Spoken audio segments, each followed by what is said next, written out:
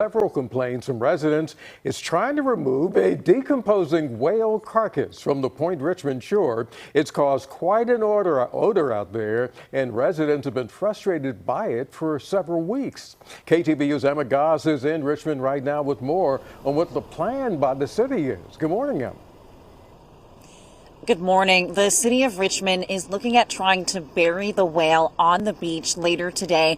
And just to give you a sense of how close this whale is to residential homes, we're just feet away from homes that are facing the waterfront. And you can't really see, it looks like a piece of rock, but that's actually the carcass of an adult gray whale. It is fully out of the water and just feet away from homes. The Army Corps of Engineers first spotted the carcass back in April and brought it to Brooks Island off the Richmond shores for it to decompose naturally. Unfortunately, the tides pulled it loose from where it was tethered, and it washed up on the shores of Waterline Beach between Seacliff Drive and Canal Boulevard over Memorial Day weekend. Since then, residents have endured weeks of what can only be described as an extremely foul odor.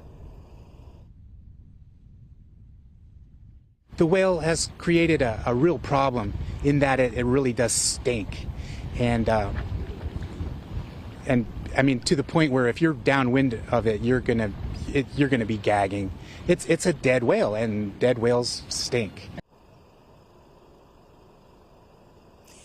Now, the big challenge here is that the whale carcass is so far along in the decomposing process that the Army Corps of Engineers says that towing or moving the body would cause it to break into pieces, and it's not really feasible. So now the city is considering burying it might be the very best option. A timeline for when that will be is still to be determined for today, but I'll be checking in with the city, and I can also show you a better look at the view of the whale carcass later on in the morning. Reporting live in Richmond, Emma Goss, KTVU Fox 2 News.